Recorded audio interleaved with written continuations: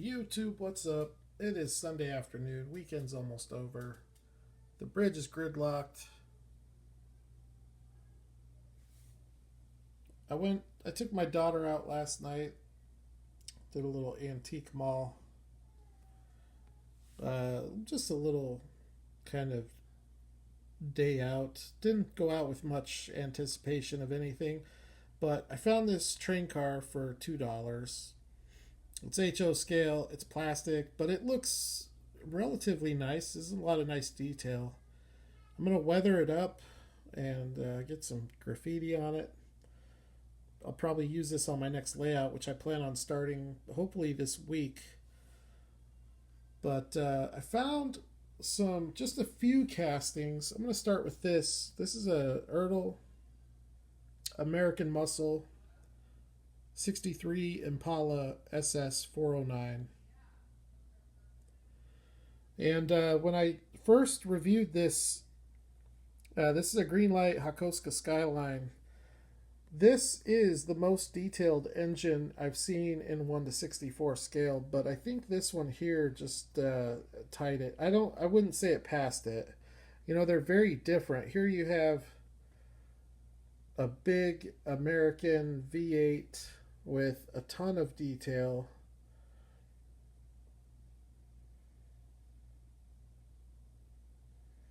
You've got the valve covers, the air cleaner, the radiator, even a hose. You don't see hoses in this scale very often.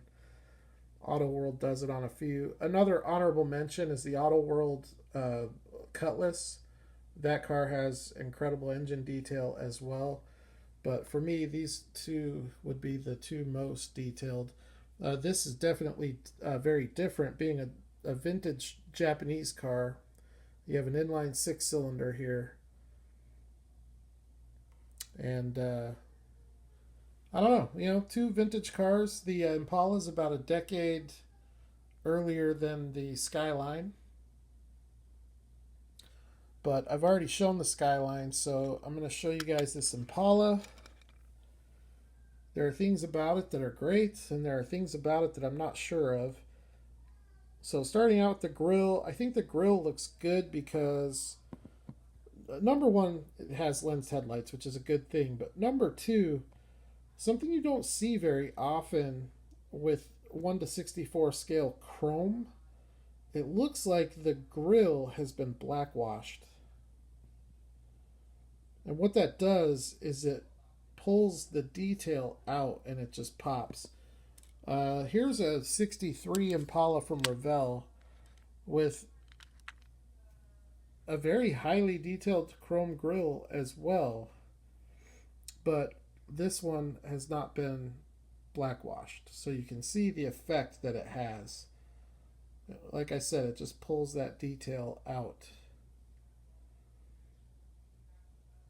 So that's the first nice noticeable detail. And then obviously the engine detail is pretty phenomenal. There is a little bit of a hood issue closing. This is why I would just prefer to not have opening hoods. Because no matter what I do, that hood is not going to stay down all the way. I don't know what it is. If it's getting... It might be that hose that it's getting caught up on. I bet you that's exactly what it is.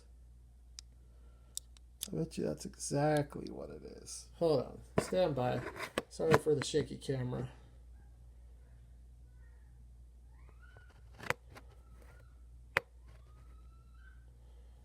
I think that is what it is. It's that hose that's holding it up.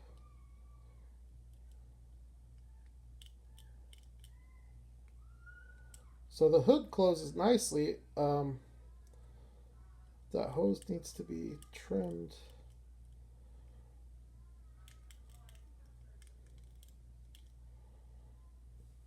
I think that I would rather not have that hose and have this hood close correctly.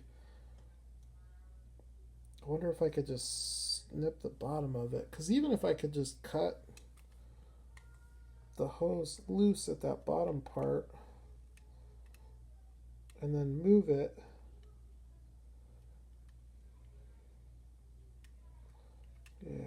go.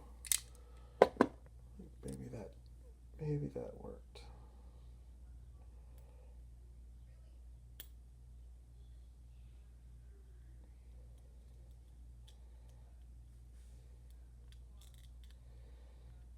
No, it's gonna take more work than I thought, but it's already, even with what I just did there, it's already closing a lot better than it was. So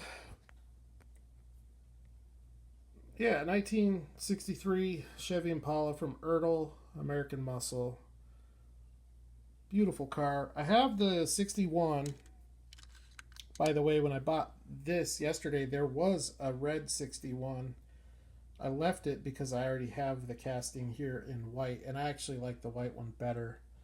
But you can see this engine detail is just not on the same level as the 63. And I think I've noticed something. I have probably 13 or 14 of these Ertl American Muscle, and probably half of them come from the acrylic and the box, and the other half come from the blister pack.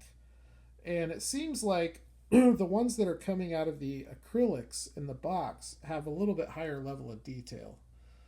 But even the blister pack cars, like this white one here, came out of a clamshell, but it still has a ton of detail. Like in this case, you've got lens headlights, lens tail lights, rubber tires, ton of interior detail. You still get the detailed dash and all that kind of stuff, which is pretty unheard of on diecast this size.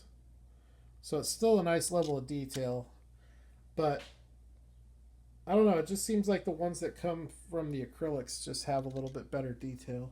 There was also a 58 Impala, which I would like to get. But here's the 63, and it's in black. Nice looking car. You've got like a burgundy color interior. These castings do have opening trunks.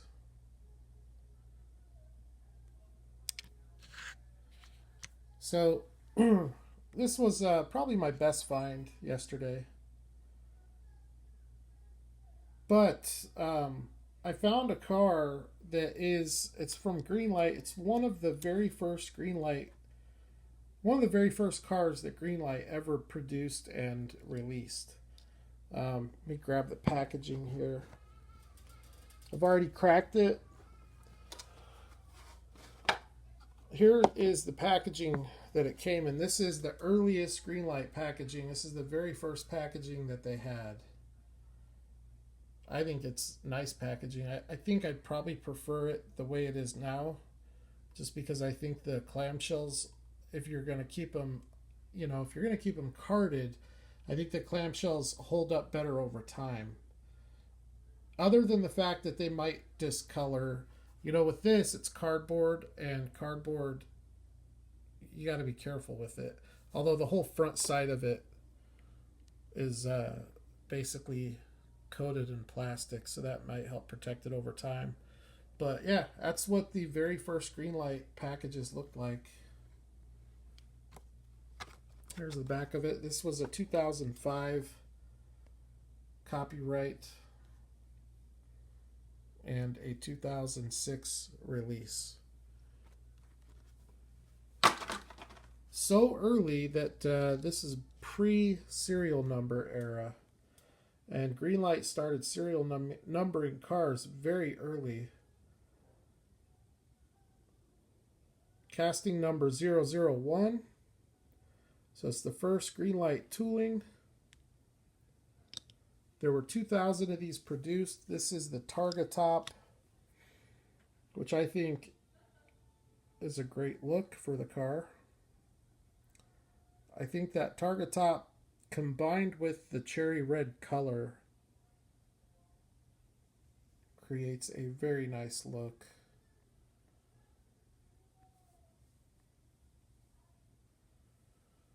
The car has transparent lens headlights, painted taillights. It does have really nice side view mirrors. That's probably the biggest advantage that this casting would have over the Auto World.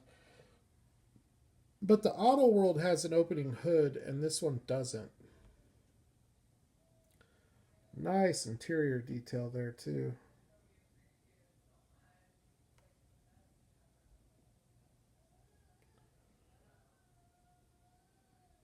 Now, there is a little bit of an issue with this. I'm sure you guys can all see it right now. There's a flaw with the targa top. This should be sitting back like that. I don't know how to get it to stay that way. It's not bad enough for me to risk trying to glue it and screwing something up, so I'm just going to leave it. Here, so this is a 2006 release. Here's a 2017 release of the same tool.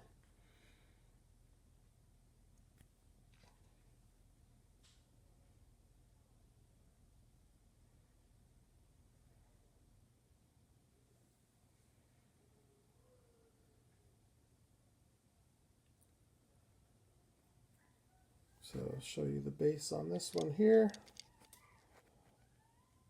They moved the tooling number. It used to be in front of the transmission there. Now it's on the front axle. And they added GL, but it is GL001. So this is tooling number 1, copyright date 2005.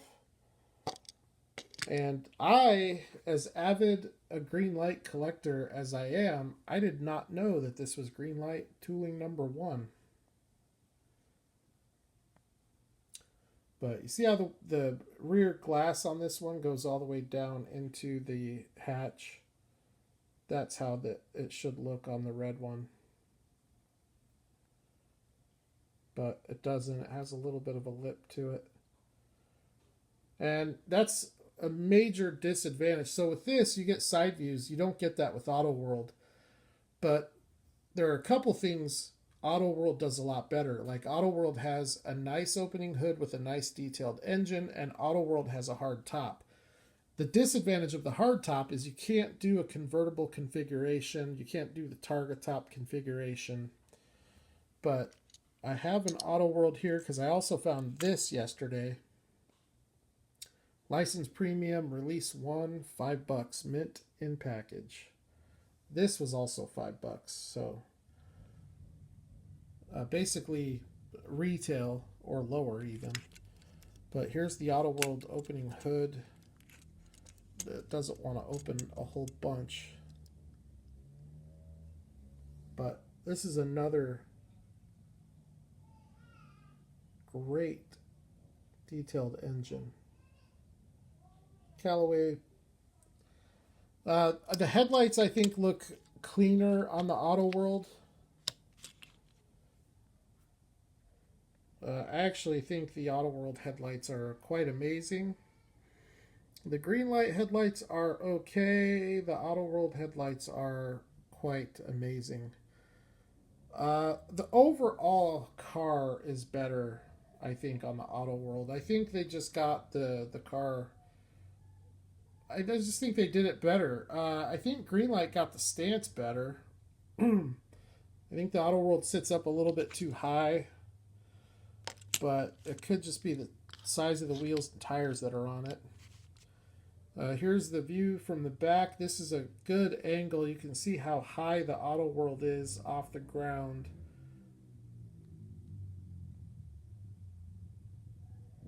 In comparison here to the Greenlight. Both are very nice cars. Both are worth owning. So, I'm not sure how 3 premium detailed Corvettes ended up here on the layout. This is not a car that I get excited about whatsoever. But I feel like I have 3 pretty nice ones here. And to boot, they're in the primary colors. How about that? What do you know about primary colors?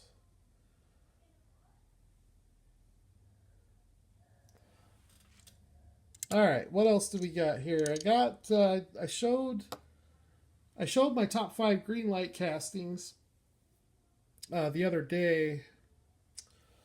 Toolings, I should say. They're not my top 5 Greenlight releases, although the Ram Charger is. But here's my favorite Greenlight silver cars. And I'm surprised, in a collection of 600 cars, that these are the only 4 silver civilian deco cars that I have. So I look forward to Greenlight doing more silver. All 4 of these are very authentic looking replicas. They all have a very, very nice amount of realism to them.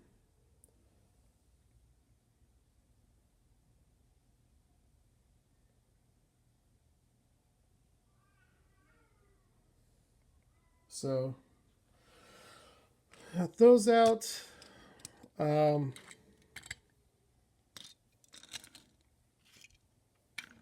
That's really about it. I still can't really get over how nice these wagons look.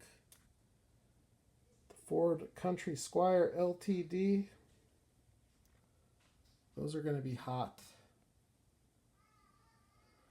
But I don't think they'll be too hard to find. I think they will in the beginning, but once the hype kind of dies down, once all the collectors get 1 or 2 examples, I think these will start becoming easy to find. Mainly because I think Greenlight is going to make a ton of them. But I said in a previous video that this casting here is going to be retired. And I still stand by that. Someone commented and said, no, it makes them too much money. Yeah, that's not the case. That casting made them their money. It's not going to make them any more. That casting, if they would put it out again, would sit on the pegs. It wouldn't sell. Because everybody's got it. All the collectors have that. So there's nothing about it that collectors like myself are gonna, if they re-release it, are gonna go get it. It's just not gonna happen. And with Greenlight, as aggressive as they are with all this new licensing, rather than re-releasing that, they would put that money into another casting.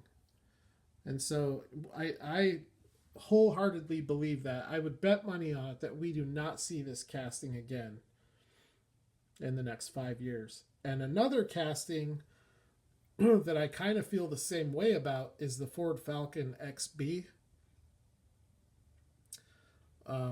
I think it's probably a little bit more likely that we'll see that one again, but I still don't think we'll see that one either. Both of those cars are very niche cars.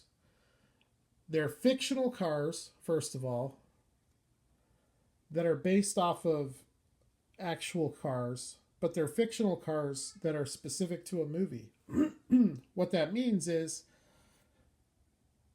you can't really do different variations, although they tried to on both. This one came out as a Black Bandit, and the XB came out with there's 5 different releases of the XB. You have the original Last of the V8 Interceptor, you have the Black Bandit, and then you have the Greenlight Muscle, and then you have the red and yellow exclusives.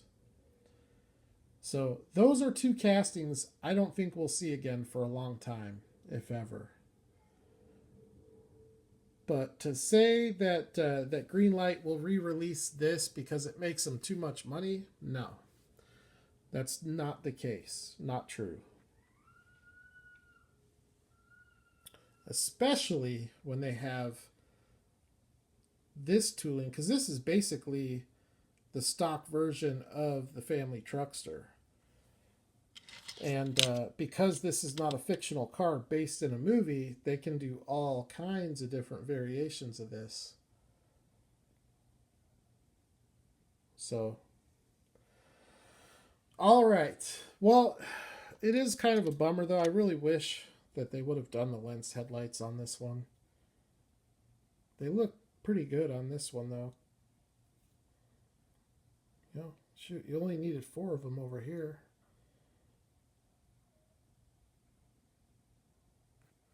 I don't know. This wagon, to me, is kind of silly. This one looks proper. All right, everyone. Oh, one other thing, not that it's a big deal, but I also did find the Matchbox NASA Mars Chariot. It's kind of a cool casting. All the white stuff is die cast. And then all of the brown stuff is plastic. The bottom part here, this bottom white part is plastic. But everything white above that is all metal. So, another cool Matchbox license model. And on that note, I'm going to wrap it up. But thank you for checking it out. Happy hunting. You all have a good rest of your weekend. And I will holler at you all at the next diecast video.